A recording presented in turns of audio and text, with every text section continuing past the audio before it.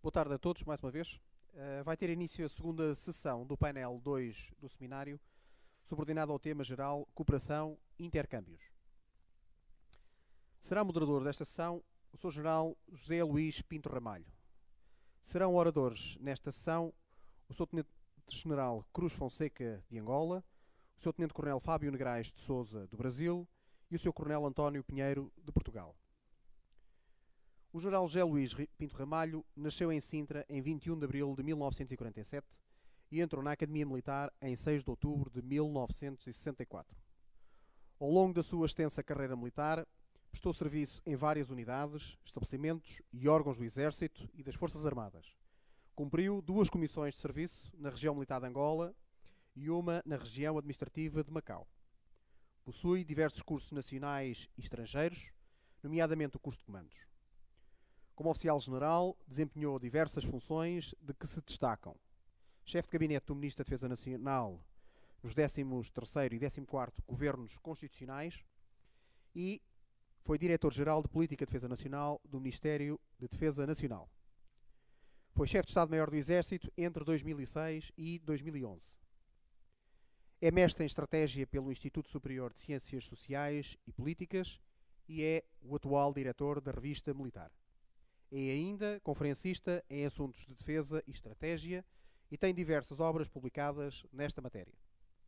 Tem a palavra o Sr. General Pinto Ramalho.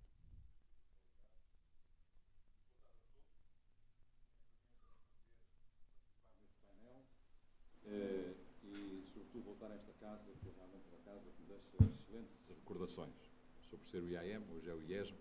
Estive na sua transição e, portanto, é algo que eu recordo com grande satisfação. Este painel também é um painel que tem para mim um significado especial, porque tem fundamentalmente 2 ideias subjacentes: a cooperação e o intercâmbio.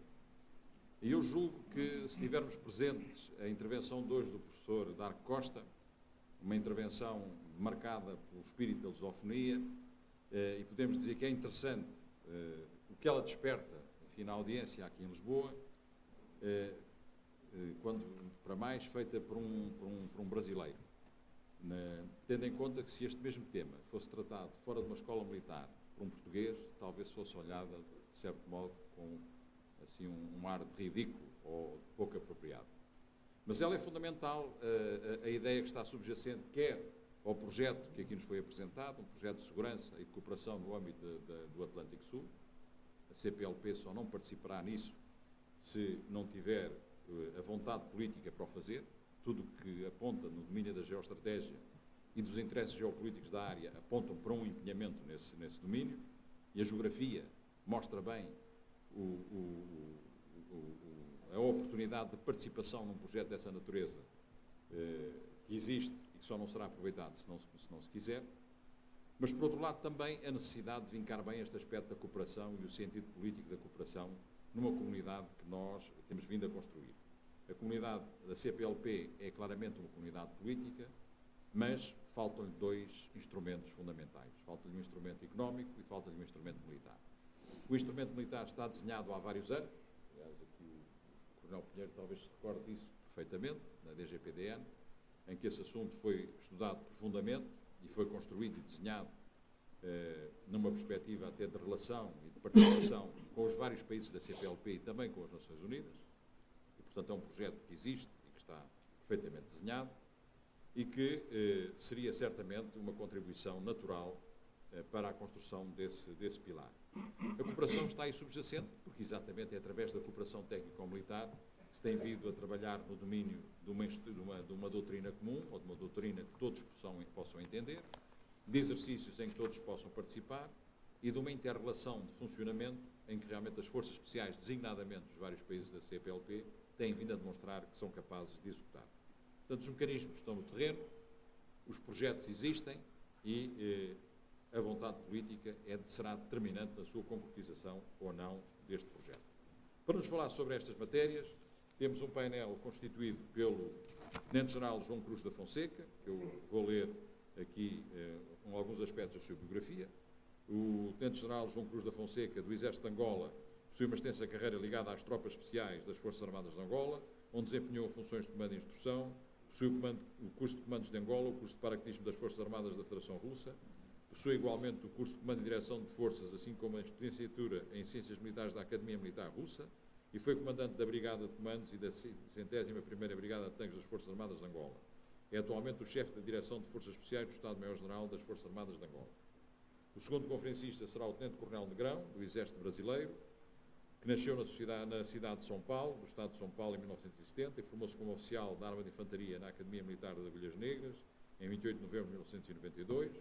Ao longo da sua carreira prestou serviço em diversas unidades do Exército Brasileiro, com destaque para o 1º Batalhão das Forças Especiais da cidade do Rio de Janeiro, tendo desempenhado funções de instrutor dos cursos de ações de comandos e forças especiais e comando de companhia de ações de comandos.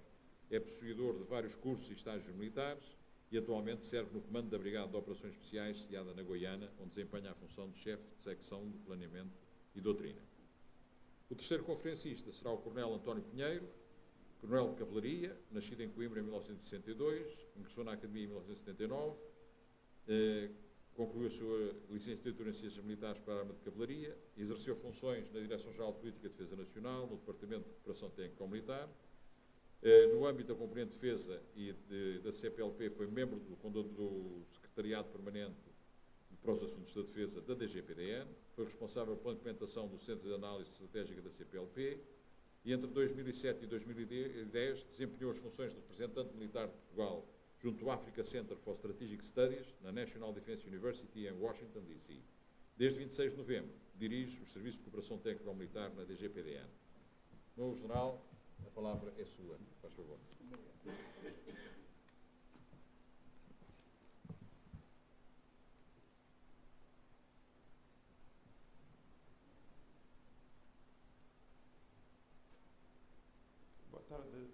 Boa tarde a todos.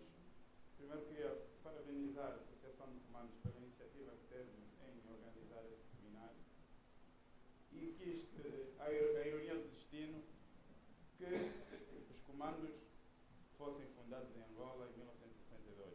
Parabéns pelos seus 50 anos.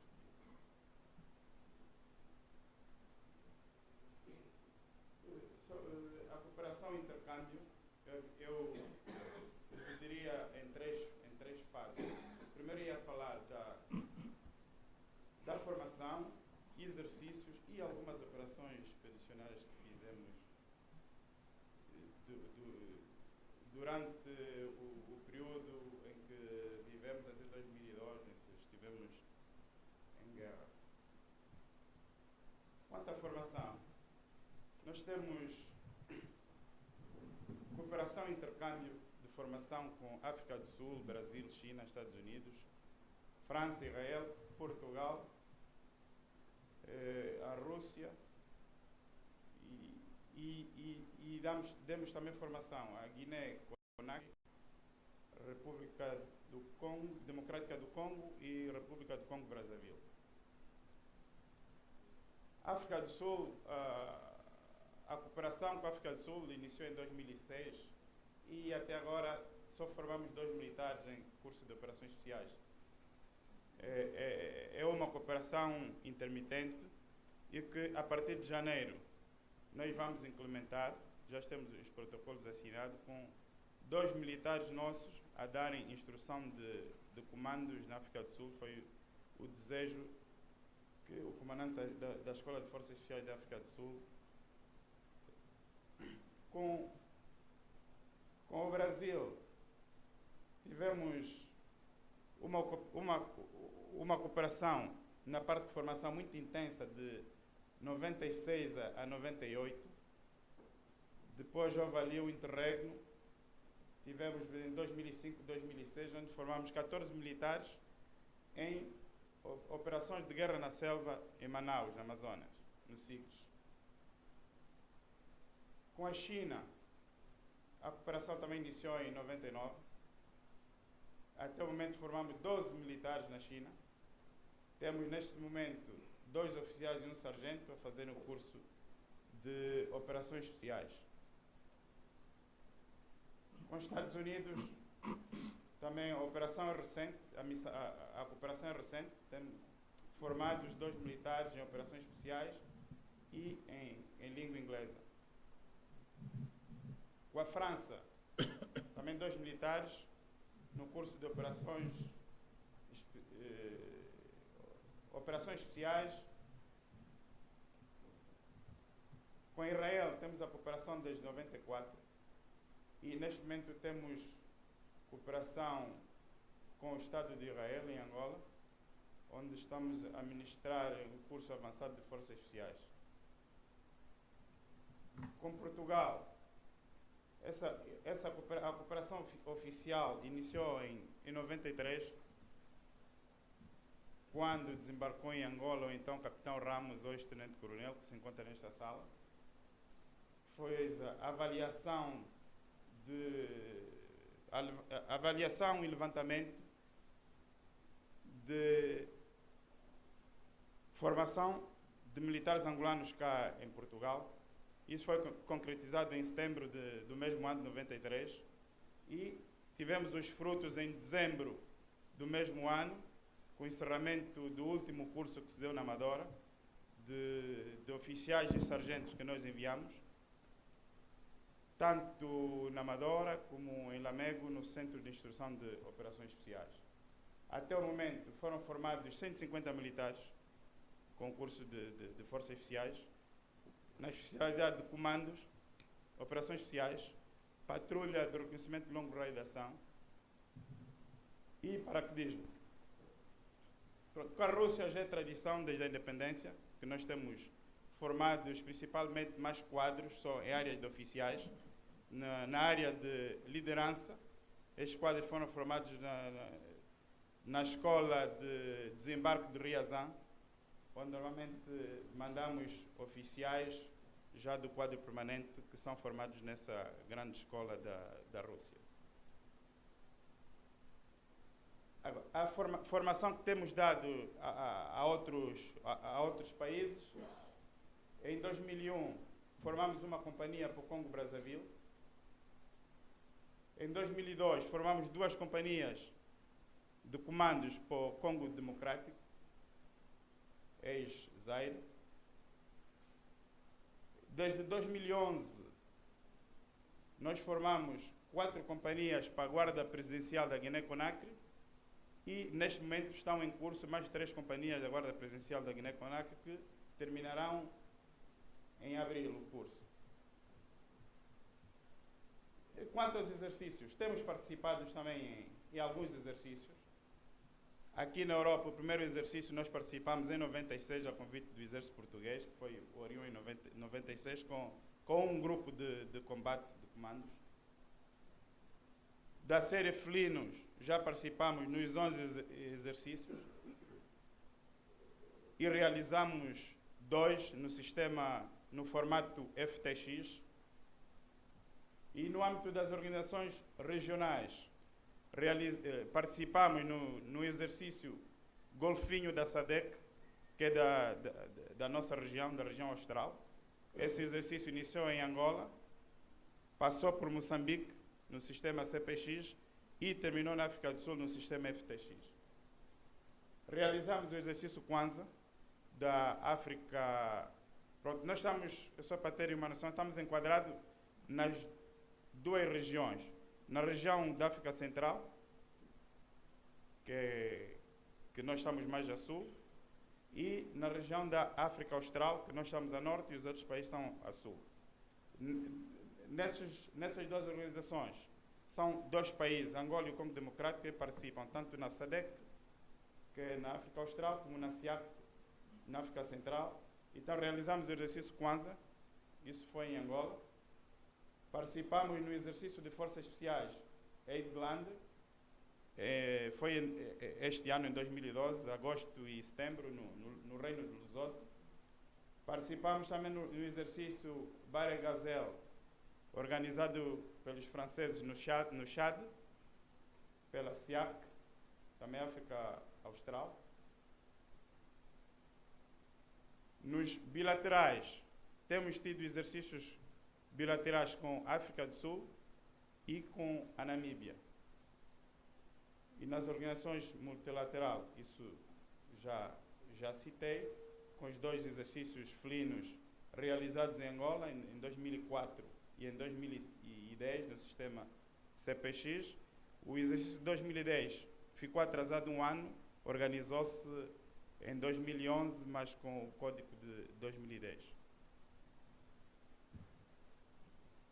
Em operações, realizamos algumas operações expedicionárias a norte de Angola, tanto no Congo-Brazzaville como no Congo Democrático. E tivemos uma passagem de cooperação na Guiné-Bissau, que vou falar com mais pormenor mais à frente. No Congo-Brazzaville, foi uma intervenção que nós fizemos com 2 companhias de comando, a perseguição de rebeldes, antes afetos à UNITA, que tinham o Congo-Brazzaville como base logística e de formação. Depois de nós termos estabilizado a área norte de Angola e termos comunicado a esses países de deixarem de apoiar a rebelião, eles continuavam a apoiar. Nós tivemos que intervir, depusemos o governo que apoiava a rebelião em Angola. No Congo Democrático também a situação foi a mesma.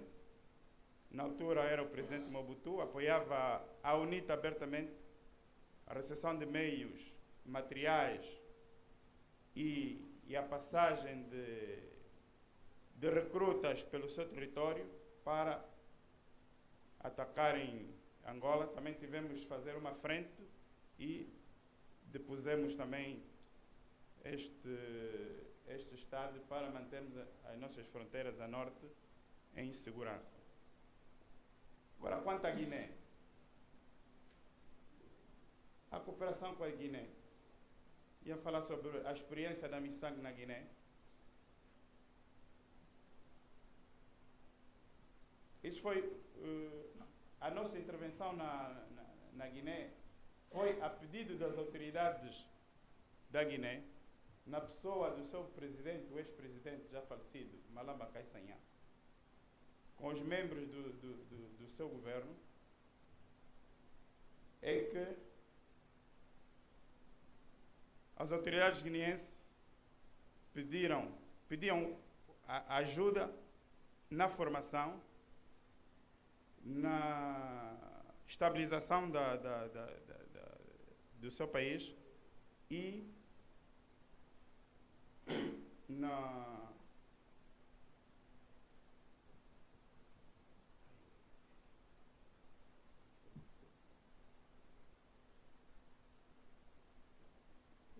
no quadro da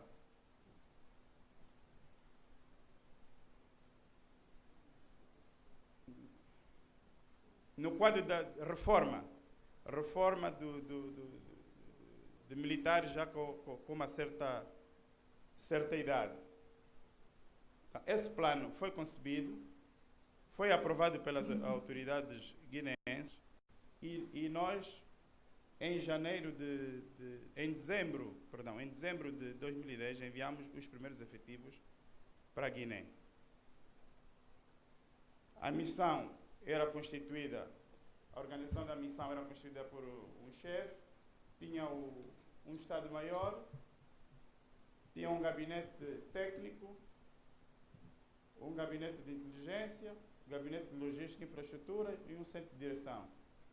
Tinha um posto médico, destacamento de proteção, um pelotão de infantaria, pelotão de polícia militar e pelotão de reabastecimento.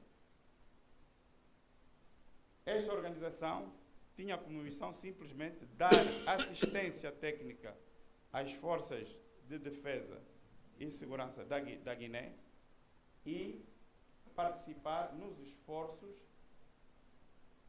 da estabilização do país.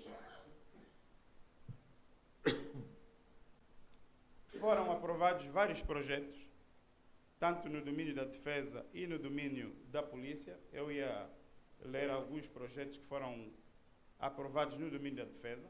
Era o projeto da assessoria técnica às Forças Armadas, projeto de assistência à reforma, projeto de formação de pessoal e quadros, tanto em Angola como na Guiné, projeto de asseguramento logístico, projeto de fornecimento de medicamentos, projeto de reabilitação de infraestruturas militares, projeto de assistência à reinserção socioprofissional dos ex-militares.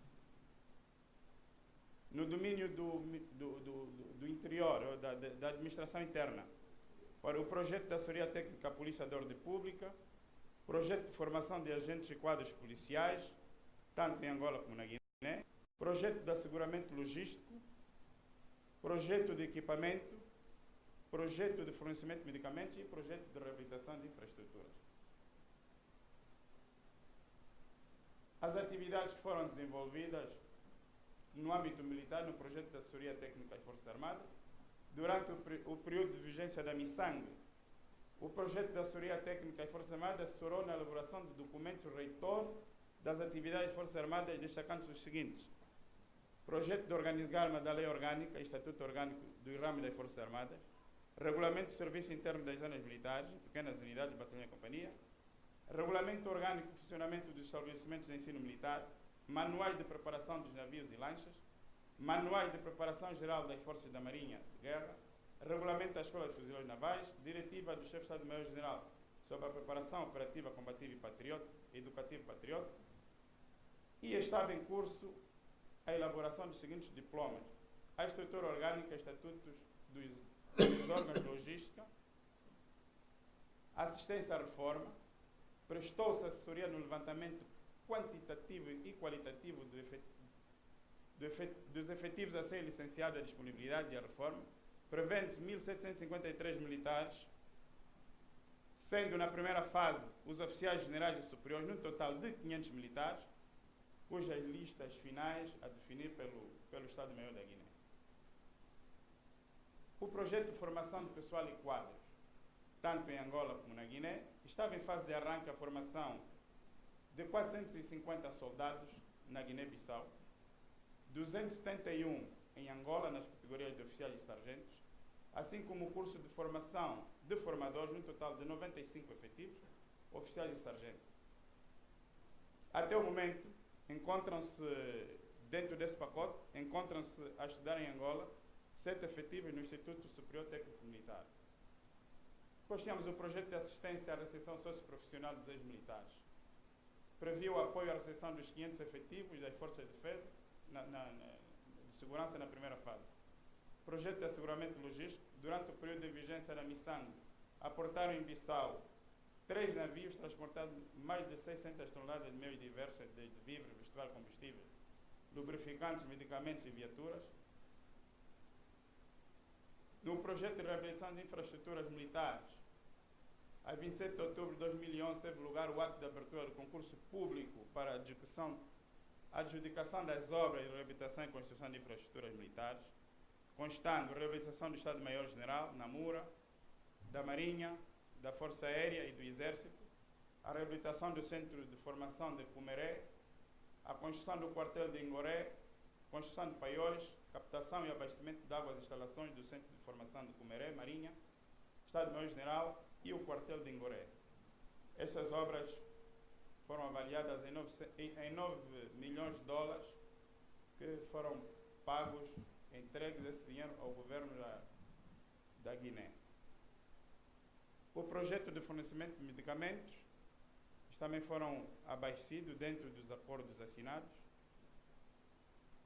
Depois tínhamos no âmbito policial, também tínhamos um projeto grande para a Guiné, que neste momento, até outubro, encontrava-se em formação no Instituto Superior de Ciências Policiais, em Luanda, 30 elementos das Forças de Segurança da Guiné-Bissau e 350 elementos nas várias escolas de polícia. Fruto do que se passou na Guiné, esses elementos terminaram o curso em agosto e só tiveram autorização de regressar à Guiné em outubro. Neste momento encontram-se em Bissau. O projeto de reabilitação de infraestruturas policiais também era abrangente o Ministério do Edifício da Administração Interna, o Comissariado Nacional, as instalações da Polícia de Intervenção Rápida, a Polícia de Trânsito, Ordem Pública, armazéns de logística, o fornecimento de energia solar ao centro de instrução, captação de água, as instalações da Polícia de Intervenção Rápida, centro de instrução e logística. Obras avaliadas em 7 milhões de dólares, também entregue às empresas que ganharam o concurso. Com o reconhecimento da instabilidade, com vista a garantir maior segurança à Missang e à missão diplomática, na base dos acontecimentos da madrugada de 26 de dezembro, que houve uma tentativa de golpe de Estado, em 2011, que levou o primeiro-ministro a refugiar-se na Embaixada de Angola, a pedido do governo da Guiné, a Missang foi reforçada com os seguintes esforços e meios. Na componente militar, reforçamos com 2 grupos de comandos, um pelotão de carros de combate tipo BMP-2, uma bateria de ZU-23 com 3 peças repetitivos revogadores, e na componente policial, um grupo de polícia de intervenção rápida, essa polícia desmobilizada das forças especiais, que foram compor, que neste momento compõem a polícia de intervenção rápida.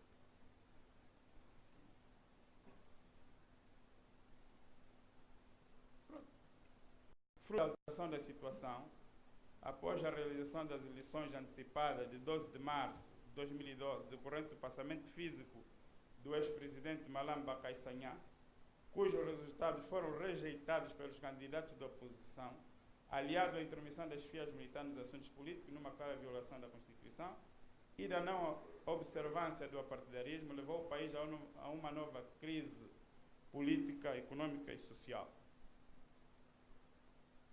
Nos últimos dias era notória a crescente hostilidade contra as autoridades diplomáticas angolanas e certa atitude inamistosa em relação ao sangue, manifestada pelo chefe do Estado-Maior da Guiné, o senhor Antônio Njai e seus próximos, e para que Angola não se envolvesse nos assuntos políticos crônicos da Guiné, e porque a posição do chefe de Estado-Maior-General violava o espírito que norteou a criação da Missang, foi superiormente decidida a retirada da Missang desde que houvesse condições de segurança. Na base dos resultados da reunião do Executivo angolano com a delegação de alto nível da CEDEAO, que é a Comunidade dos Estados da África Ocidental, foi suspenso o protocolo para a implementação do Programa de Cooperação Técnico-Militar e de Segurança com a República da Guiné, tendo o Executivo decidido retirar a Missang daquele país. Tendo-se criado condições políticas de segurança satisfatórias para a retirada da Missang, com o desdobramento das forças da CEDEAO, pôs-se em marcha a operação de retirada no período de 6 a 9 de junho e que culminou com a saída no dia 9 do último militar do solo da Guiné-Bissau.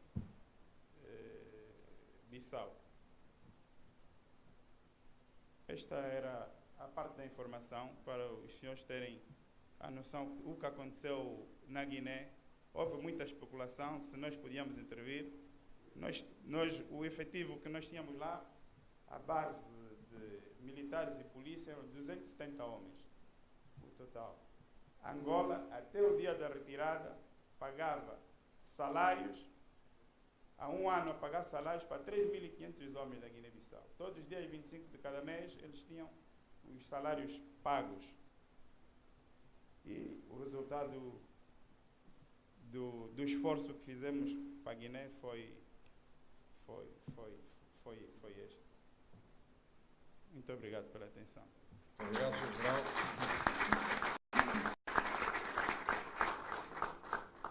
Eu passava a palavra agora ao Sr. Tenente-Coronel Negrão, do Exército Brasileiro.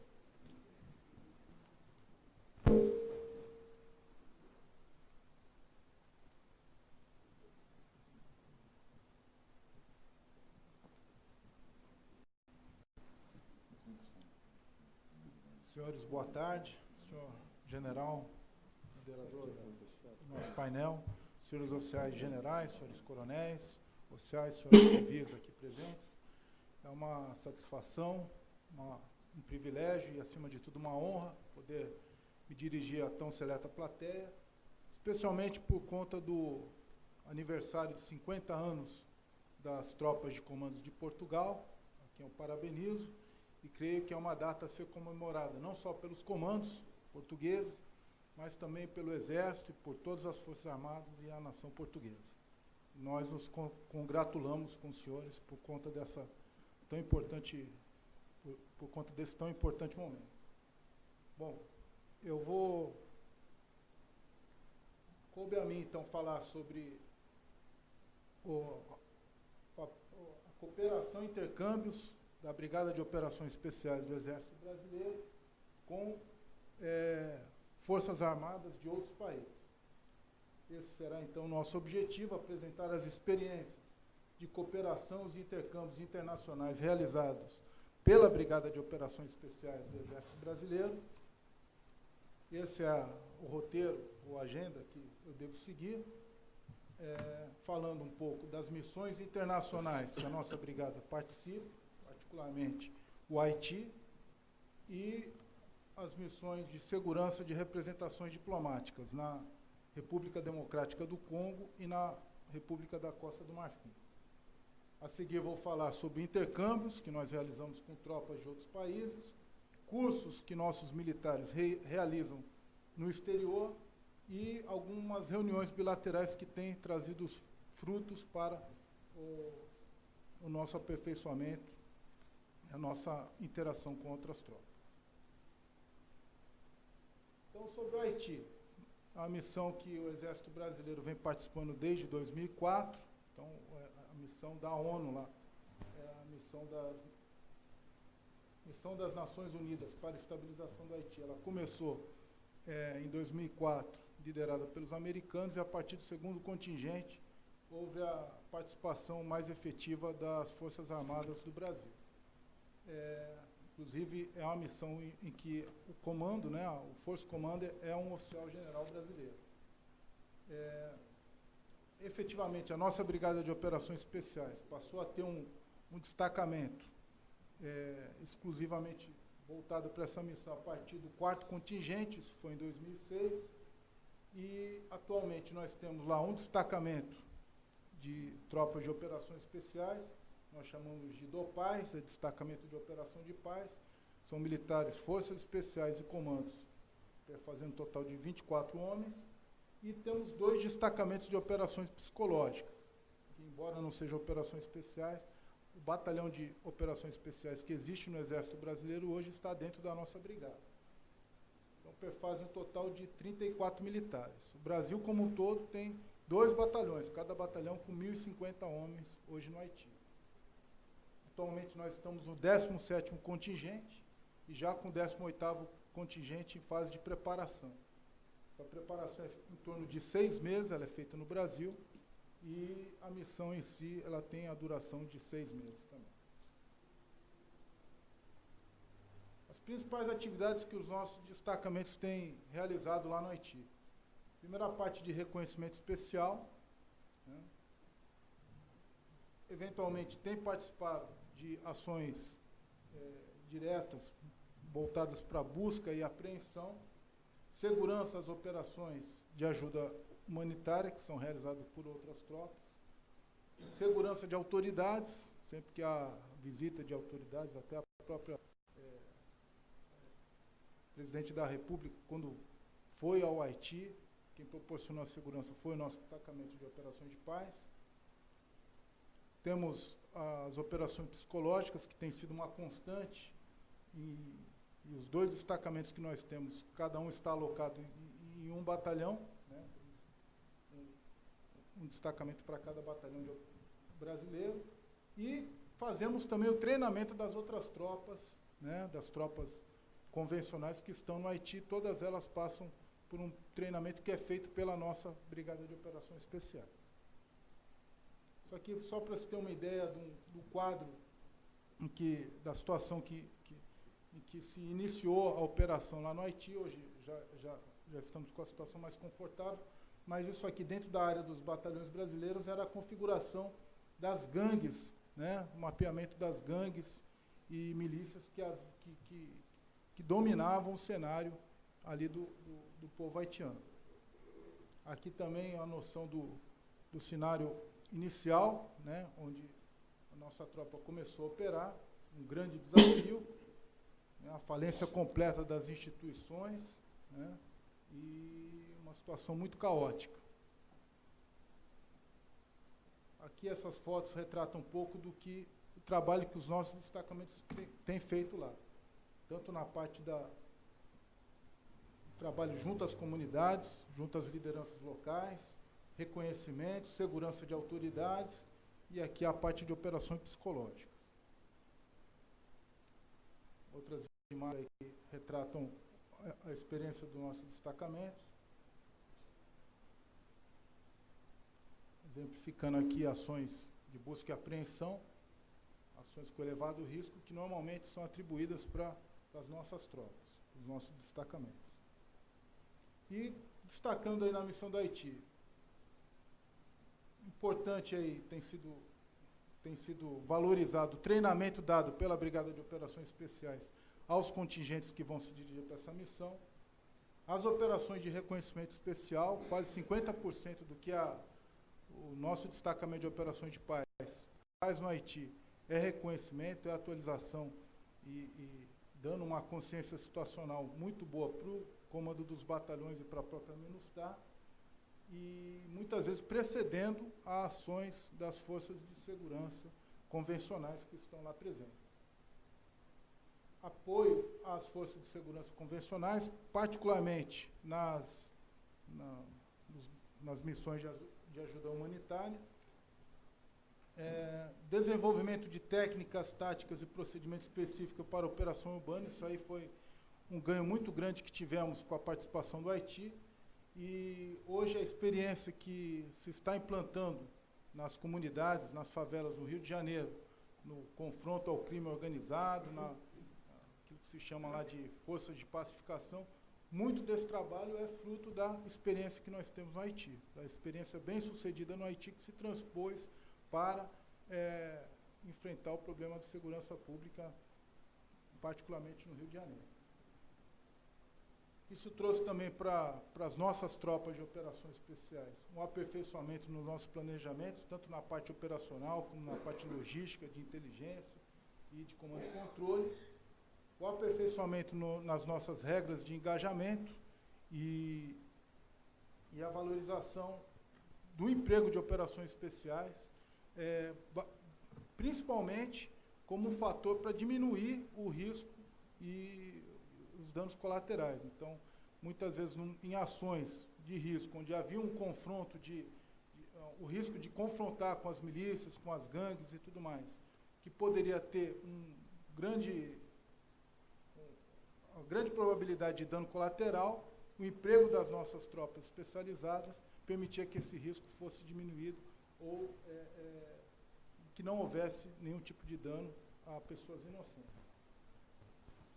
Também tem sido valorizado muito o emprego das operações psicológicas, e hoje os comandantes de batalhão não abrem mão, né, nós até tentamos reduzir o efetivo dos nossos destacamentos de operações psicológicas, mas os comandantes de batalhão não abrem mão de ter essa ferramenta para trabalhar em proveito, não só das comunidades com quem nós interagimos, mas também em proveito das nossas próprias tropas, né. Tem sido de muita valia o emprego dos nossos destacamentos de operações psicológicas. E isso tem gerado também um melhor entendimento. Os nossos próprios comandantes, os comandantes de batalhão, os estados-maiores que trabalham com as tropas de operações especiais têm aprendido a como melhor empregar, né, as nossas tropas numa situação de operações de paz, como é o caso do Haiti. Nós temos também missões internacionais a cargo da Brigada de Operações Especiais na República Democrática do Congo e na Costa do Marfim. Nesses dois países, a missão é basicamente de segurança da representação diplomática. O Congo começou em 2004 e em 2005 na Costa do Marfim. A missão, em síntese, é prover a segurança da embaixada, ficando em condições de apoiar evacuação de seus integrantes, de outros brasileiros não combatentes, residentes ou em trânsito no país. Hoje nós temos em cada um desses países, aliás, a missão da Costa do Marfim ela foi extinta nesse ano. Então, permaneceu apenas o Congo. O último contingente da Costa do Marfim retornou para o Brasil em junho. Mas em cada um dos países era um destacamento operacional de forças especiais. A situação atual, nós temos hoje lá no Congo o 10º contingente dessa missão, e no Haiti, na Costa do Marfim, como eu disse, o último contingente foi o 13º, e por decisão do governo brasileiro, e também porque a situação já normalizada em termos de segurança para a nossa embaixada, o último contingente que esteve lá foi o 13º. Preparação para essas missões no Brasil em torno de 4 meses, e atualmente a missão do Congo está com a duração de 1 ano. Principais atividades desempenhadas nessas 2 missões. Como já disse, a segurança do embaixador e da embaixada, a estruturação de redes de apoio para a evacuação de nacionais. Então, essa é uma preocupação dos destacamentos que estão nesses países. Caso tenha algum agravamento da situação, alguma crise que demande a retirada dos integrantes da embaixada ou de brasileiros residentes ou em trânsito, é missão desse destacamento estruturar os meios necessários e apoiar a evacuação dessas pessoas. Tem sido também constante os briefings com as missões da ONU nos 2 países e briefings com equipes de segurança de outros países ali presentes também. Aqui algumas fotos sobre a missão lá na República Democrática do Congo, né, nós denominamos como destacamento Diamante, está lá presente. Aqui um flash do quadro que se encontrava lá em termos de emprego, a nossa preparação de pessoal, e aqui já um destacamento, né, que foi empregado em um dos contingentes. Esse aqui é o último destacamento que terminou a sua missão agora em junho, lá no Congo, já foi substituído, há um novo lá. Na Costa do Marfim, aqui um flash da situação que se encontrava, né, que demandou a presença inicial das nossas tropas lá, preparação, né, e já o destacamento em função lá na missão. E aí a foto do último destacamento que, no caso lá, era uma embaixadora que encerrou a sua missão em junho desse ano.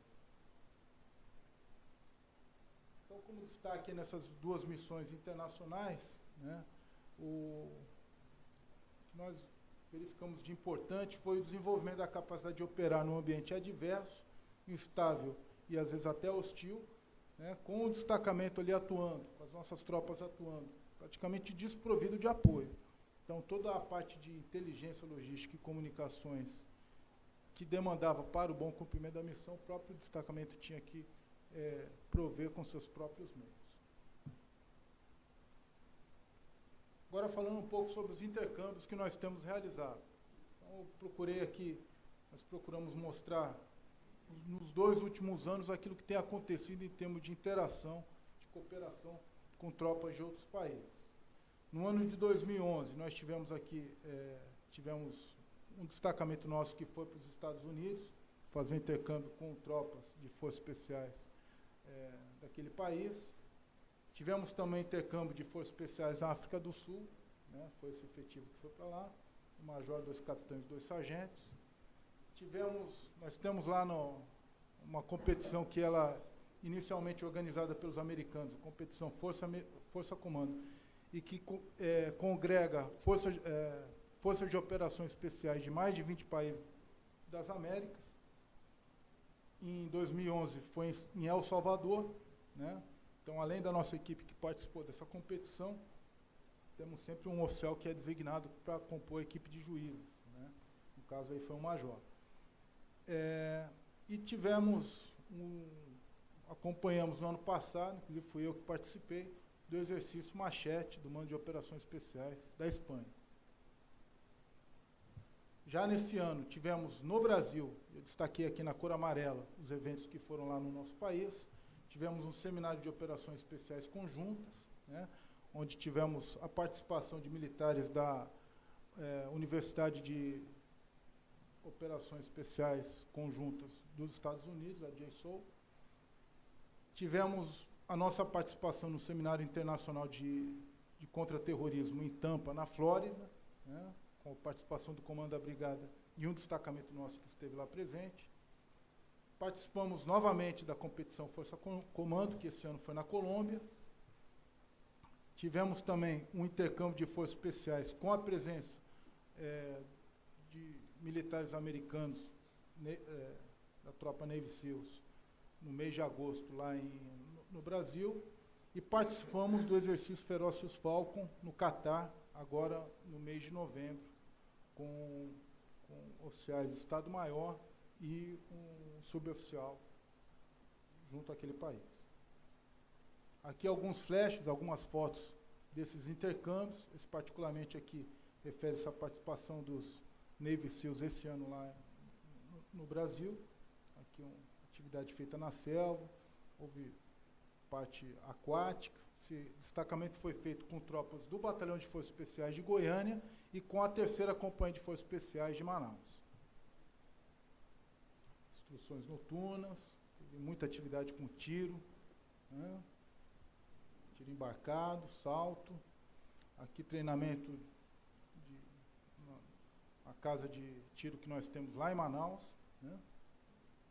E aí a foto final aí dos militares que participaram desse intercâmbio, tanto brasileiros como americanos. Com relação a cursos que nós realizamos em outros países, temos, aqui eu consolidei numa lâmina os 2 últimos anos. Então nós mandamos oficiais fazerem curso nos Estados Unidos, o curso abrangente de contra-terrorismo, né, que foi no mês de março de 2011, curso de Estado-Maior Conjunto Combinado, lá também nos Estados Unidos, ano passado. Tem sido comum fazermos cursos também na América do Sul, com destaque aqui para o curso de lanceiros na Colômbia. Temos oficial praticamente todo ano fazendo curso de operações especiais também na Espanha, cursos de operações especiais e de guerra assimétrica na Colômbia, curso de comandos no Uruguai, novamente agora, esse ano, curso de contra-terrorismo nos Estados Unidos. Tivemos um oficial que concluiu o curso de Ranger também nos Estados Unidos e, novamente, o curso de lanceiros na Colômbia. Com relação a encontros, reuniões bilaterais que temos feito com outros países, tivemos esse ano, ou melhor, no ano de 2011, o Comando de Operações Especiais Conjuntas Sul dos Estados Unidos, que esteve lá no ano passado, no Brasil. Fomos até o Equador, o Comando da Brigada esteve participando de uma reunião bilateral junto ao Comando de Operações Especiais do Equador e também da Colômbia. E recebemos no nosso país o Comando de Operações Especiais do Peru. Já no ano de 2012, tivemos reuniões bilaterais e visitas à nossa brigada, da África do Sul, da Índia, do Canadá e da Polônia. Bom, como conclusão, está esgotando meu tempo, nós temos uma conclusão que nós temos observado, que para nós tem se mostrado muito mais valioso fazer o intercâmbio com tropa do que mandarmos, às vezes, só o militar fazer o curso. Então, nós temos procurado incrementar a parte de intercâmbios, obviamente sem perder as oportunidades de curso, mas sempre que possível. Se temos que decidir entre mandar um militar fazer o curso no exterior ou mandarmos um destacamento, uma fração constituída para um outro país, ou receber uma fração de outro país no nosso, temos dado prioridade para os intercâmbios, que nós julgamos que o custo, além de ser um pouco menor, o proveito, o ganho que nós temos é muito maior. E para o ano de 2013 já estão sendo agendados intercâmbios com Reino Unido, Canadá, Polônia, África do Sul e Estados Unidos. Boa parte disso que nós estamos prevendo de interação com esses países, justamente em função da demanda que nós temos de nos prepararmos e sermos empregados em grandes eventos. Então, aqui com Reino Unido, Canadá e África do Sul, justamente buscando extrair as experiências, no caso aqui do Reino Unido, com os Jogos Olímpicos que conduziram esse ano, Canadá, Jogos Olímpicos de Inverno, África do Sul, a Copa do Mundo, também que teve a última Copa aí sob encargo desse país. Então, ao buscar contato e intercambiarmos com esse país, a intenção é justamente colhermos essas experiências. Então, encerro aqui a minha apresentação e coloco-me à disposição para qualquer questionamento que tivermos por ocasião dos debates. Muito obrigado. Muito obrigado, Sr. Tenente Coronel. Passava a palavra agora ao Coronel Pinheiro, da GPDN.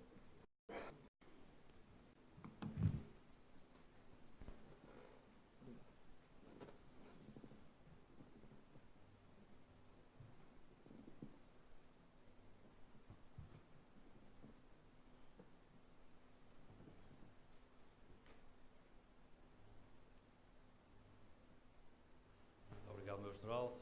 Boa tarde a todos. Excelentíssimos senhores generais, camaradas, amigos. É para mim um especial privilégio integrar um painel de distintos oradores que me precederam e maiormente também pelo gosto de rever como moderador o excelentíssimo Sr. General Pinto Ramalho, pessoa com quem eu tive o privilégio de servir, precisamente no âmbito da cooperação tecnomilitar, já lá vão muitos anos, e que depois, fruto da minha trajetória, acabei também por, de tempos a tempos, reencontrar nestas andanças do domínio da segurança e defesa, mais focado no continente africano. Agradeço, obviamente, à Associação de Comandos por me ter convidado para este evento. Eu, como preâmbulo, à guisa de disclaimer, acho é sempre muito desagradável esta sensação de ser a única coisa que se interpõe entre um auditório visivelmente fatigado, no final de um dia rico, por certo, e um merecido jantar. De maneira que vou tentar não exceder o tempo que me foi concedido e vou fazer com que às 18h15 eu dê por terminada esta minha reflexão que tem por finalidade ir à procura da confluência destes três círculos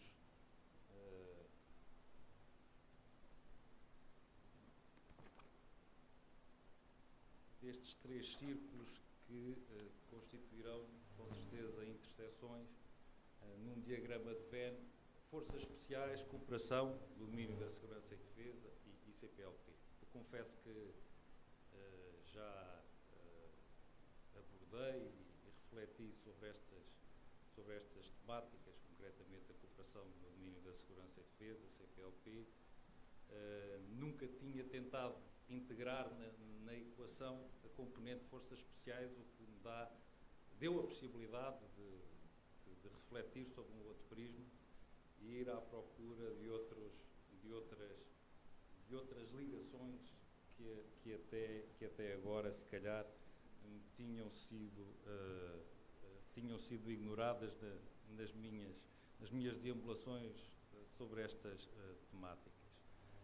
Vou muito sucintamente sobrevoar estas possibilidades em termos de características e vulnerabilidades da Força Especial. Acho que a sala está cheia de especialistas na matéria e eu nem me atrevo sequer a tentar aprofundar este tema, apenas para deles extrair 3 ou 4 pontos que depois serão importantes para ligar mais tarde.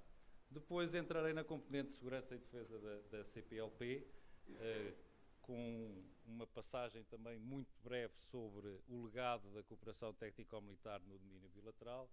para se compreender como é que esta componente de segurança e defesa nasce com aquelas três grandes valências iniciais e depois, muito rapidamente, falar sobre possibilidades de acomodação e de confluência entre a força de prontidão rápida e a tão propalada força lusófona e finalmente encerrar com alguns comentários, um ou dois, de natureza algo provocadora, que nunca cai mal num ambiente que se requer também de reflexão e debate com alguma matriz académica.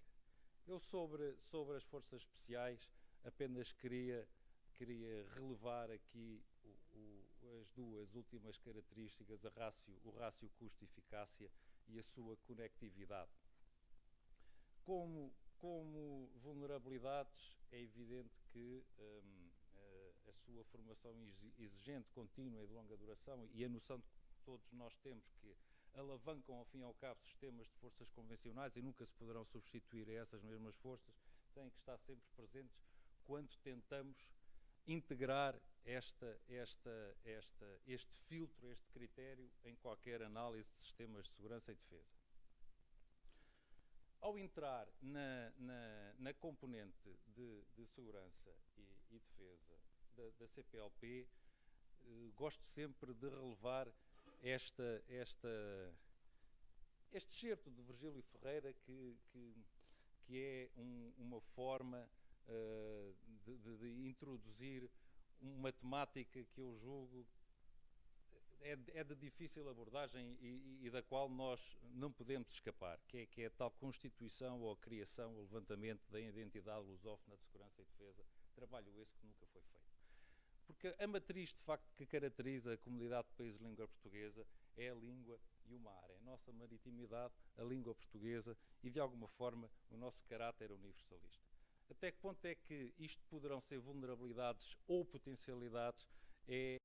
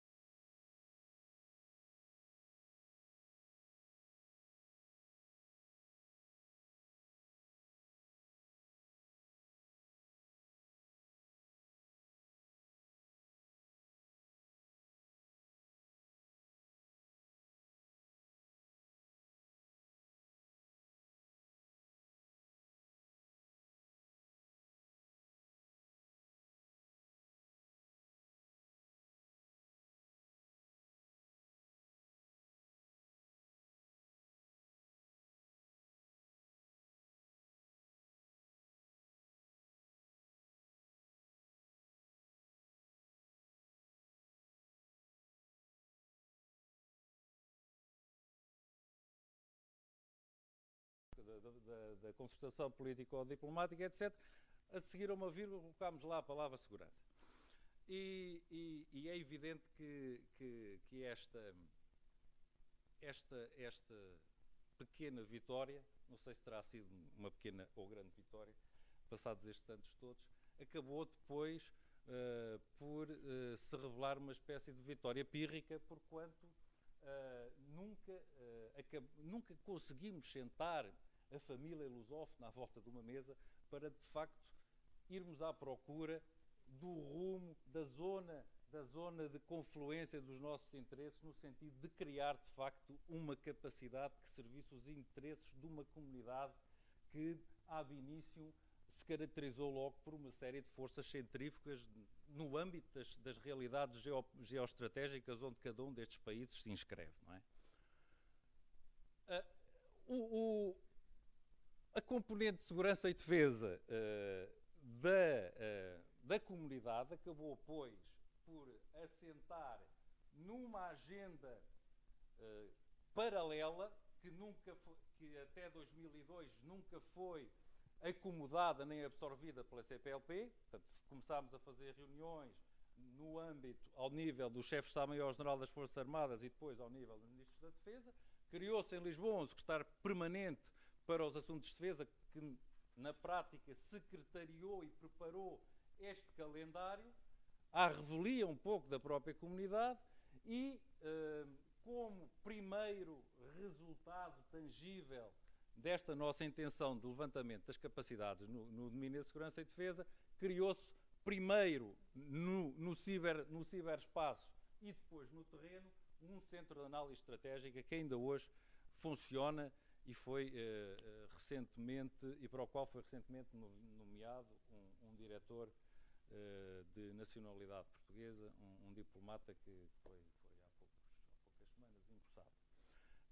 Este Centro de Análise Estratégica, quando é apresentado o seu site público em 2002, na 5ª reunião de Ministros da Defesa da Comunidade, ali no Fórum São João da Barra, procurava, ao fim e ao cabo, ir à procura da conquista de vontades políticas e de fundos necessários e suficientes para se constituir um centro verdadeiramente, fisicamente existente e capaz de produzir reflexão estratégica de interesse para toda a comunidade.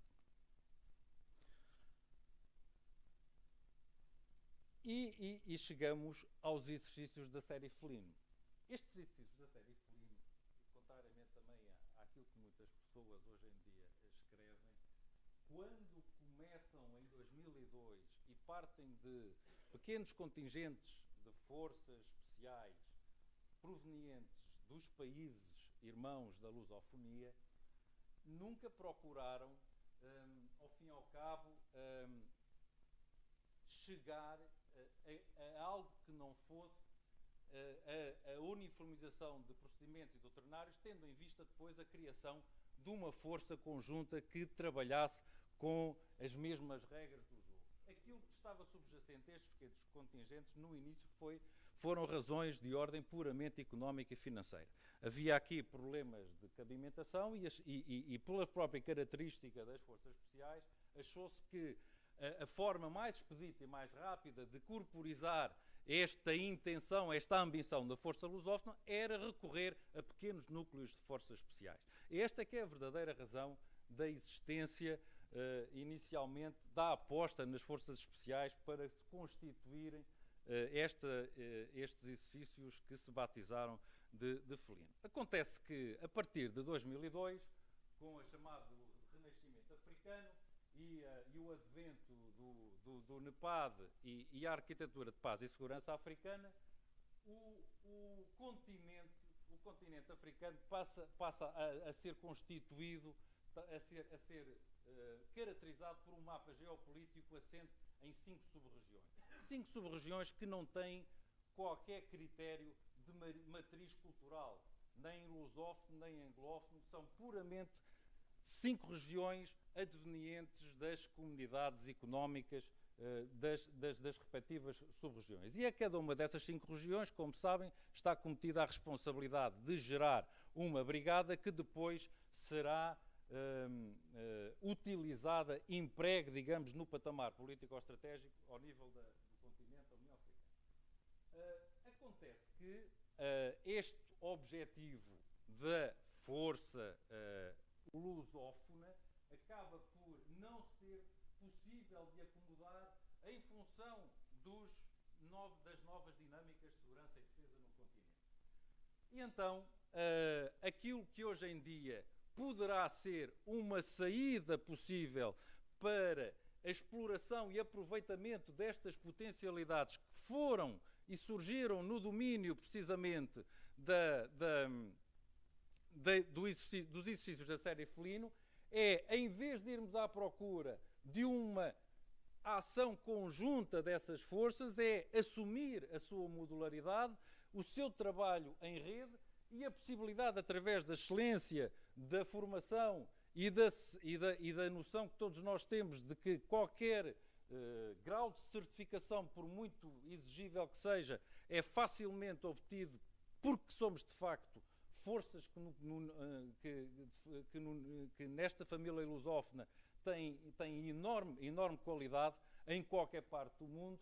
Podemos potenciar, dizia eu, esta network, criar esta network e procurar até junções e conexões com redes globais de forças especiais, com ou não uma obrigatoriedade de irmos à procura de nódulos que sejam mais vantajosos em termos da concepção da rede global. E por conseguinte, termino com estas ideias, estas reflexões que estão aqui plasmadas no último slide e relevando mais uma vez a inexistência de uma identidade lusófona de segurança e defesa. Muito obrigado.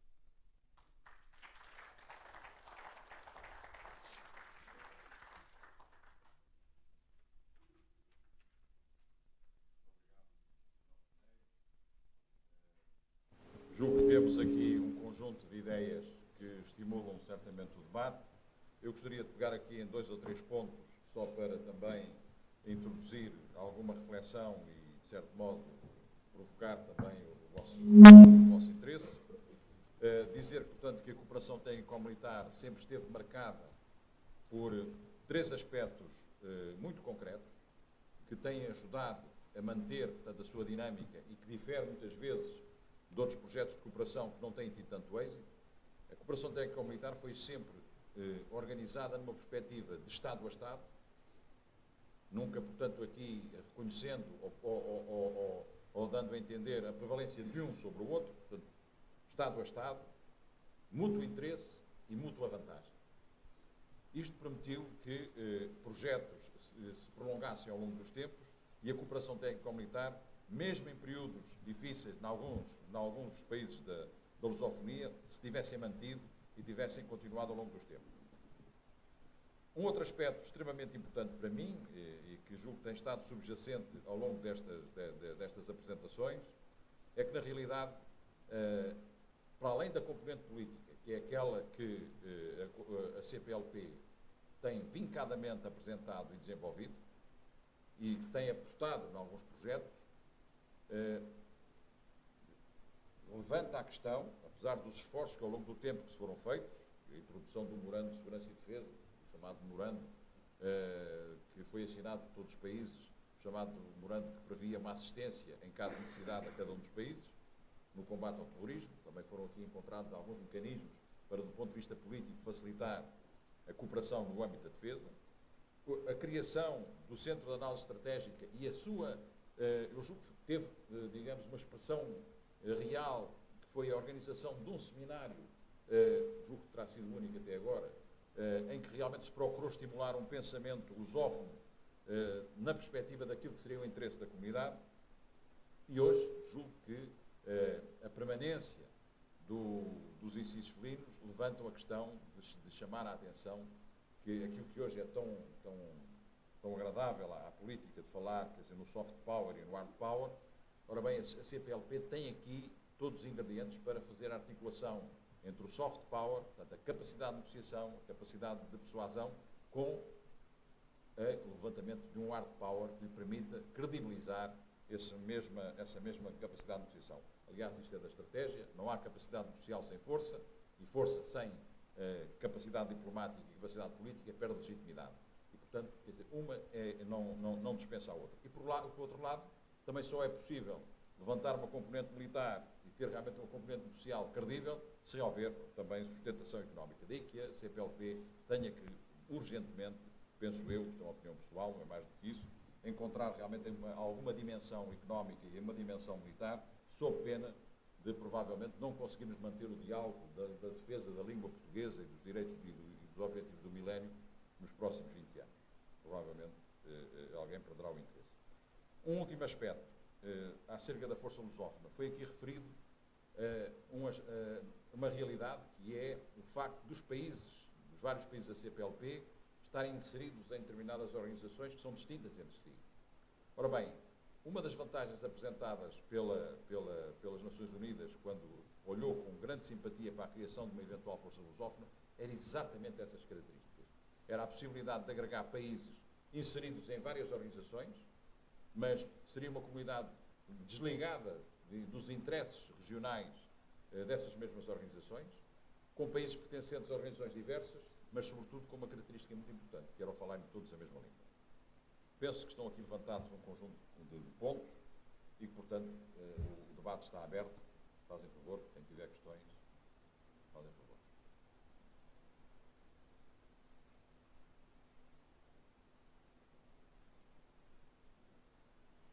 A primeira sempre é que custa.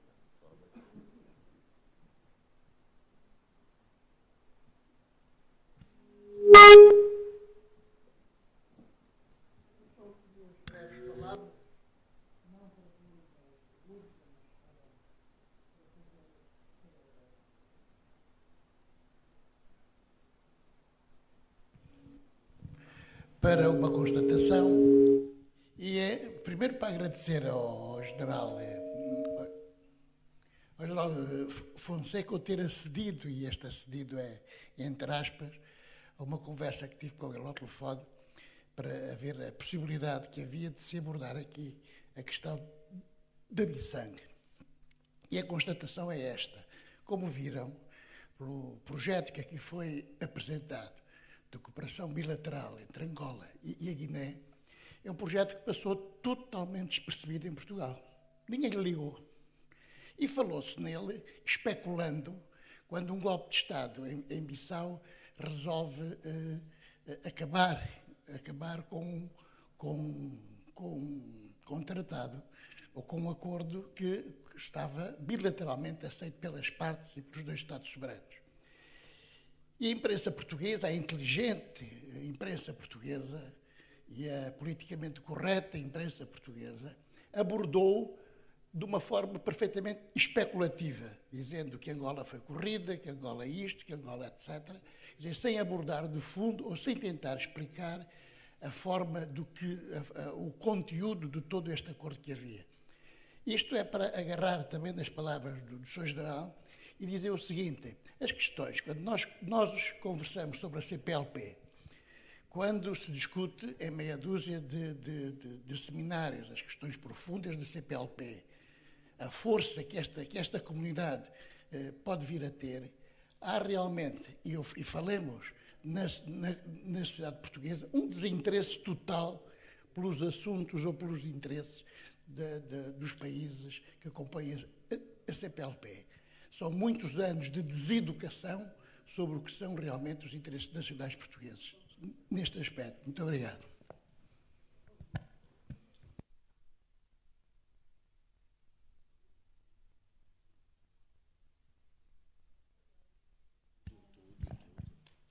Muito obrigado por ter concedido a palavra. Eu iria focar dois aspectos. Um, talvez, para apoiar um pouco em alguns aspectos a intervenção que fez o General Cruz, e outro também, ao mesmo tempo, para mostrar o quão complexos são os processos em África. E eu vou remeter-me à situação dos dois Congos. Angola não teve como intenção expulsar nem depor os governos dos dois Congos. É verdade que naquela altura nós estávamos em guerra e que qualquer dos Congos era uma base forte de apoio às forças militares da UNITA. E a nossa intervenção deu-se primeiro no Congo-Brazzaville, portanto, na República do Congo, onde a República do Congo era uma base forte, quer material, de muito material que tinha para a UNITA, tanto para as forças militares da UNITA, e servia de ponte, inclusivamente, de meios que vinham da África Central, onde havia bases fortes também de meios militares concentrados nesses países. O mês se passava a nível da RDC. O Congo, naquela altura, vivia uma situação de instabilidade muito grande. E, inclusivamente, em Brazzaville, havia vários grupos armados, várias milícias, que se opunham ao governo do presidente Lissouba. E Angola, em apoio ao atual presidente do Congo, portanto, o presidente Sassou, fez uma projeção aérea por forças a partir do Gabão, e do Gabão entrou em Brazzaville e tomou Brazzaville no momento que as forças militares de Lissouba e Kolela estavam às portas do palácio, estavam a 200 metros do palácio para tomarem, e o atual presidente, encontrava-se cercado. Portanto, feita esta operação, fez a operação em Ponta Negra, onde era a base, e Dolisie, onde era a base logística das forças militares da UNITA, e nós retirámos-nos do Congo e deixámos uma missão militar reduzida que apoiou a reestruturação e reedificação das Forças Armadas congolesas. E este foi o processo simples do Congo, mas se virmos o processo da RDC, foi bastante mais complexo.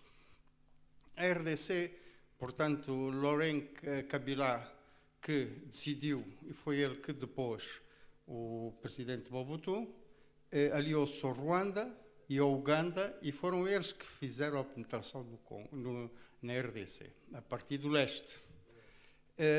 Depois solicitou o apoio de Angola, e Angola interviu neste processo e tomou as posições mais vantajosas, tomando Kisangani, e de Kisangani abriu as portas para entrar em Kinshasa e chegou primeiro que as outras forças em Kinshasa. E daqui novamente se retirou. Acontece que o presidente Kabila, já na altura, decide que o chefe de Estado-Maior das Forças Armadas congolesas seria um general do Ruanda. E é o James Kabarebe que fica como chefe de Estado-Maior das Forças Armadas congolesas. Isto dá origem a que, 2 anos depois, o Ruanda e o Uganda atacam o presidente Kabila, portanto. E aqui há a intervenção da SADC. E é no quadro da SADC que Angola volta a entrar novamente na RDC. Da SADC, e a SADC aqui entra em divergência com o presidente, que na altura era o presidente sul-africano, e o presidente Roberto Mugabe, que pertencia à linha da frente. E o presidente Roberto Mugabe disse: isto aqui é da linha da frente. Portanto, a linha da frente é que sabe como é que isto foi formado.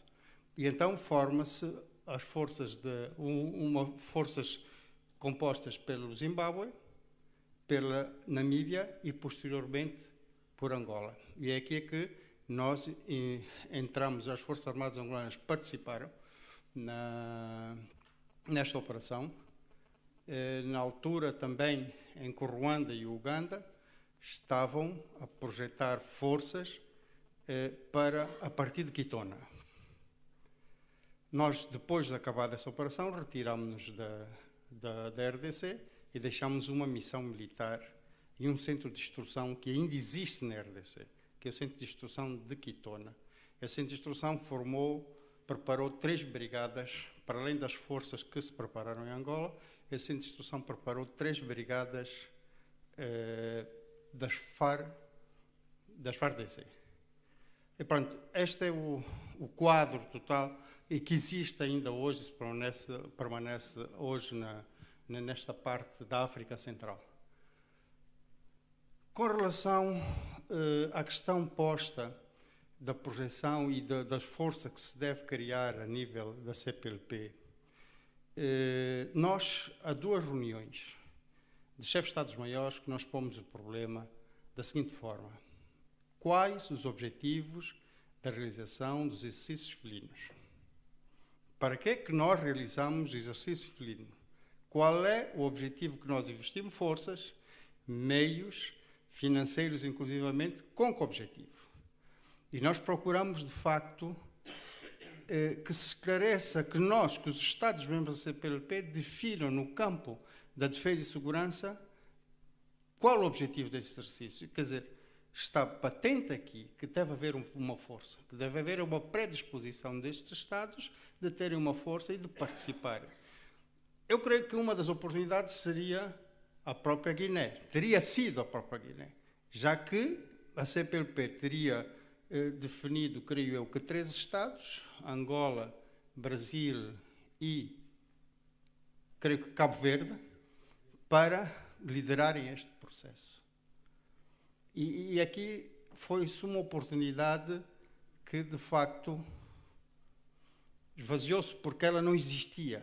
E talvez aqui como mantém-se a pergunta: para que os exercícios felinos? É preciso dar, de facto, um outro corpo a este processo e dar-se uma resposta concreta a isto, que será, de facto, a participação de uma força predisposta para o cumprimento de missões.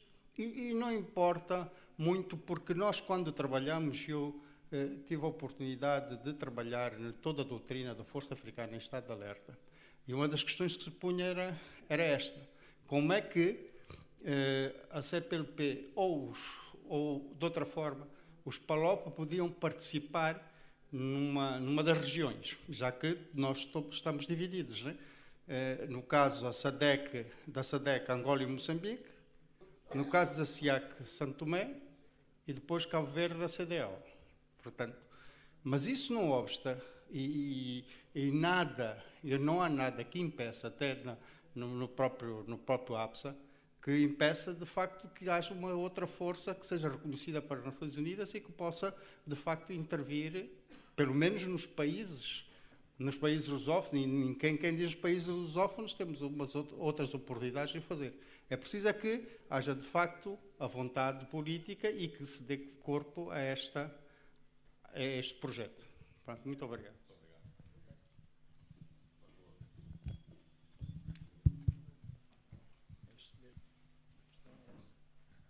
Boa tarde. O meu nome é José Luís Chalema, sou antigo oficial aqui de comandos de Moçambique. Sou moçambicano. Moçambique é a minha terra, Portugal é a minha pátria. Eu tenho olhado com interesse para a vida em África, da África ligada aos nossos países irmãos, e há ali 2 ou 3 pontos onde há a possibilidade de haver conflitos. Suponho eu. Um é a faixa do Caprivi, entre Angola, Botsuana e Namíbia. Aquilo ali é um possível foco.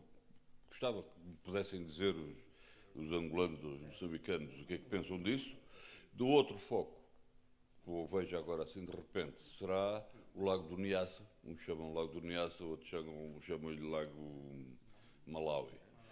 Que há ali um problema, suponho, grave de fronteiras, porque a Tanzânia não tem nem um bocadinho de água, porque aquela fronteira do Lago de Niassa foi feita completamente artificialmente, e suponho que haverá no futuro um foco de quesílias entre países de nossos irmãos com terceiros.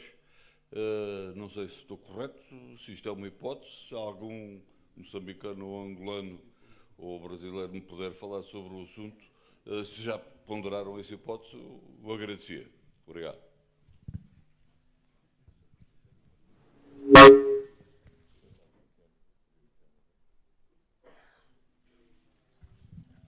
Muito obrigado pela oportunidade. Eu sou o Presidente da Direção Nacional da Associação de Comandos de Angola. sou tenente-coronel, oficial já reformado.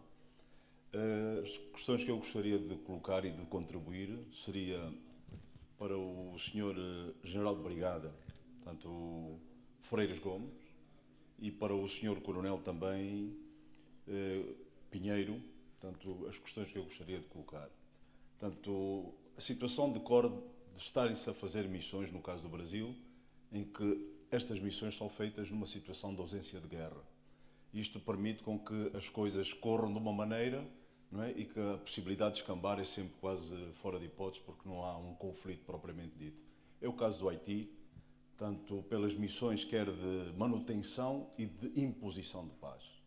Se é correto um exército, mesmo mandatado pela ONU, ou tanto por uma determinada organização regional, proceder a ações de buscas, quando poderia, por exemplo, treinar o próprio Exército Nacional ou uma Força Nacional para fazer isso e orientar.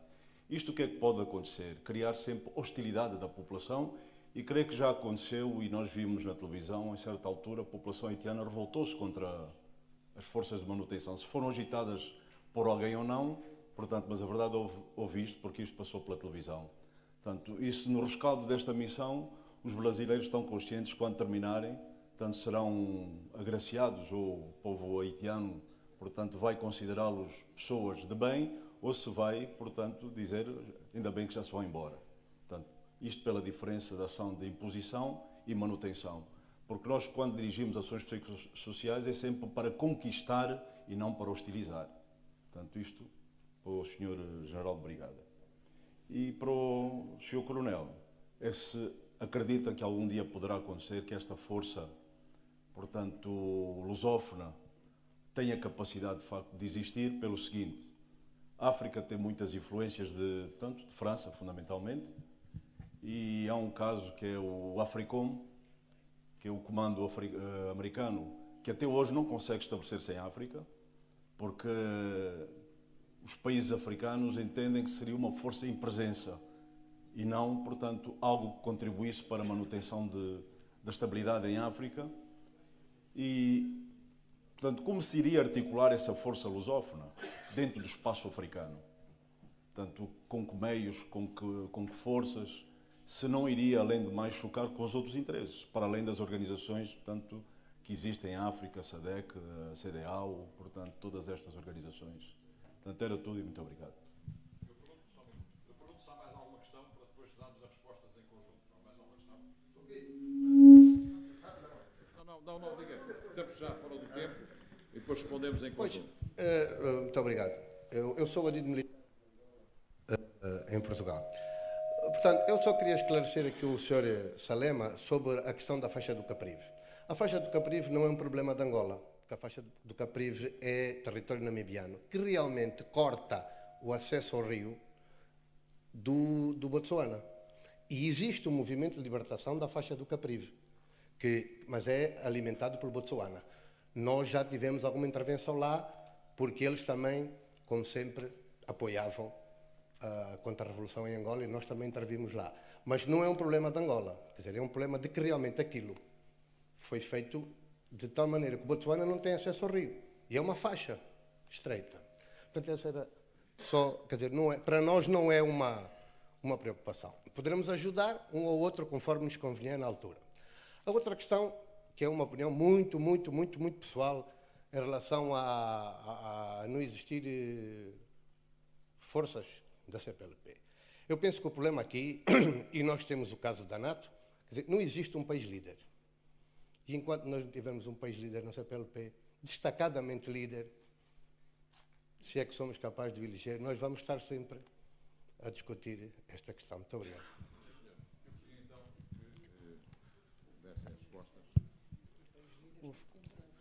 Bom, vou ficar aqui do lado. Eu agradeço a pergunta do nosso coronel. E foi muito importante a sua observação e a dúvida com relação à participação específica do Brasil no Haiti. Então, o primeiro ponto que eu gostaria de lembrar é que nós temos o Force Commander brasileiro, substituímos, no momento inicial, as tropas americanas que estavam lá com outro tipo de missão, por determinação da ONU.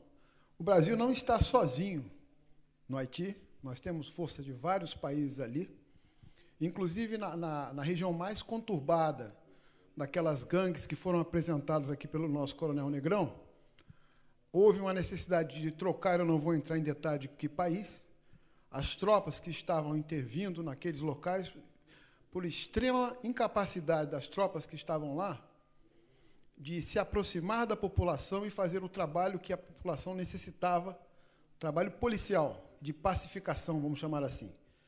As tropas brasileiras, em Cité Soleil, especificamente, elas entraram para isso, e o emprego das operações especiais, justamente naquela área conturbada em que o Estado, como o coronel mesmo falou, estava completamente ausente, não havia como se identificar, no momento, o que já acontece hoje, que tropa do Estado se colocar ou se treinar. Então, a fase inicial em que nós entramos, aquelas fotos, por exemplo, em que se fala da busca e apreensão, foi no momento em que o Estado estava completamente desestruturado, não que não houvesse Estado. O Estado haitiano ele existe. Agora, a estrutura do Estado não tinha capacidade de fazer frente à diversidade marginal, vamos chamar assim, das gangues. Bom, a intervenção ela foi dura, foi difícil, mas a população haitiana reconheceu e percebeu a importância daquele trabalho. E aí entram os dois vetores que o senhor acabou de se referir. Primeiro, o emprego das tropas de operações especiais, vamos chamar assim, na ação cirúrgica, identificando, num primeiro momento, nas atividades de inteligência, de reconhecimentos especiais, aqueles líderes, aquelas lideranças marginais que a própria sociedade haitiana não queria, de como identificá-los e de como neutralizá-los. Neutralizar aqui não significa eliminar, muito pelo contrário. Isso foi feito. E entra naquele outro aspecto que nós conversamos, que é justamente um meio nobre, as forças de operações especiais, capaz de intervir de uma forma pontual e evitando ou diminuindo os danos colaterais. Isso foi feito de uma maneira satisfatória. As operações psicológicas, aonde elas entraram aí? É justamente na identificação das necessidades locais, do que buscar, de como fazer isso, sem criar antagonismos ou mágoas, né? Isso permitiu que esse trabalho de operação psicológica, o coronel falou também, que nós atuássemos, inclusive, nas nossas tropas, para justamente não deixar ali, eu aprendi isso com meu pai quando eu era pequeno, eu acho que o Brasil, e aí vem a herança dos nossos portugueses, não há dúvida disso, e não é língua só, nós aqui temos o DNA, esse DNA, essa experiência que o português nos legou, de saber chegar, ficar e sair sem deixar o inimigo. Esta capacidade, no Haiti, nós tivemos justamente por esse binômio, operações especiais, operações psicológicas e o nosso DNA português, que nos levou a fazer justamente um trabalho de rescaldo, de credibilidade junto à sociedade. Eu estive, não sei se o senhor já esteve lá no Haiti, nós já estivemos lá agora, e esse trabalho ele vem sendo feito com muita preocupação, porque ali nós não podemos jamais ser considerados como um exército de ocupação.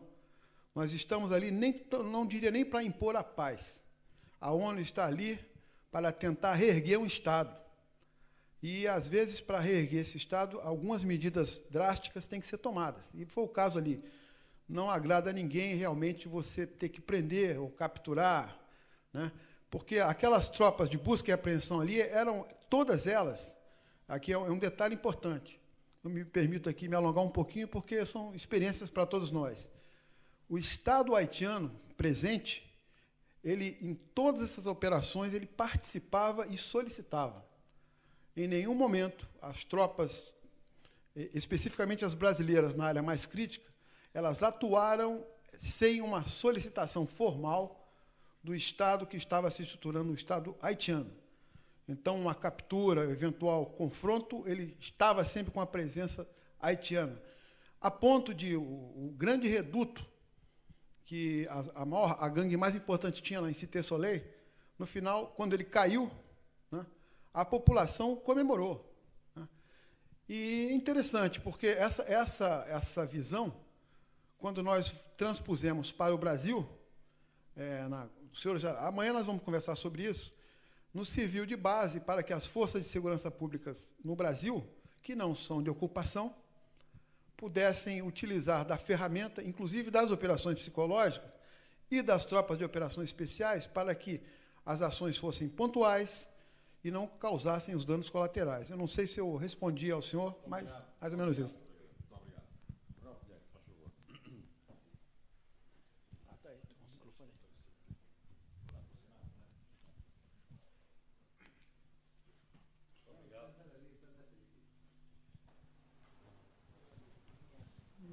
É para responder?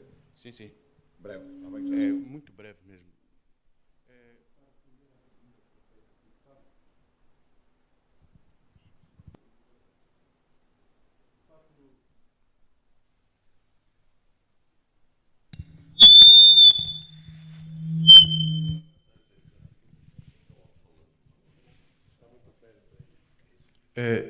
De facto, para quem vê, futuramente poderá haver problemas entre... São 3 países que são banhados pelo Lago Nyassa: Moçambique, Malawi e a Tanzânia. Pronto, ali é a riqueza que tem lá. E pronto, a Tanzânia vê-se a perder uma parte. Então, para quem vê, futuramente poderá criar condições de uma guerra ali. Mas, com a existência da SADC, há um esforço que faz com que ambas as partes conversem, que delimitem, de acordo com as necessidades, a utilização do Lago Nyassa. E isto, para Moçambique, já se fez um trabalho de revisão da fronteira lacustre entre o Malawi e Moçambique. Assim, falta da parte da Tanzânia e o Malawi. Isto ainda não foi feito, mas a SADC está a criar um esforço para que se consiga delimitar novamente a utilização do Lago Nyassa. Muito obrigado.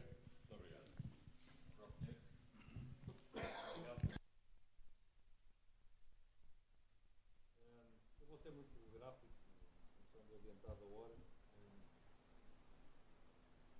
Sobre o que é dito na força lusófona. Prefiro responder de uma forma que, se calhar, inverte um pouco a pergunta. Eu tenho a certeza, e se calhar, na linha daquilo que eu julgo que terá sido a intenção do profissional bolseiro, eu julgo que, tal como os exercícios da série Felino estão a ser conduzidos, naquilo que previsivelmente serão as próximas iterações, a certeza que eu tenho é que, se assim continuarmos, nunca lá chegaremos através deste instrumento, a não ser que o repense. Aquilo que eu prevejo foi aquilo que eu julgo, se calhar de uma forma demasiadamente rápida, tentei lançar para o auditório como uma proposta, digamos, de salvar aquilo que já foi investido nestes exercícios, era, de facto, assumir a autonomia e a modularidade das forças especiais de cada um dos países, com elevados níveis de qualidade e graus de credenciação e de certificação ao mais alto nível, e integração, eventualmente, numa network, numa rede global de forças especiais em função do ambiente operacional e geoestratégico das novas ameaças que se delineiam no horizonte. Agora, exercícios felinos na metodologia que tem sido aplicada até agora, como o caminho para a força lusófona, decididamente não. Nunca mais lá chegaremos. Segunda questão, muito gráfica, a França. A França em África. A França, neste momento, apenas para, em 30 segundos, tentar traduzir o meu pensamento em 3 ou 4 linhas, foi e é, neste momento, decididamente, a nível da União Europeia, a potência, a leading nation em termos de diálogo União Europeia-África. A França conseguiu vender o seu modelo inspirado na força da capacidade africana na manutenção da paz, vendeu o seu modelo à União Europeia.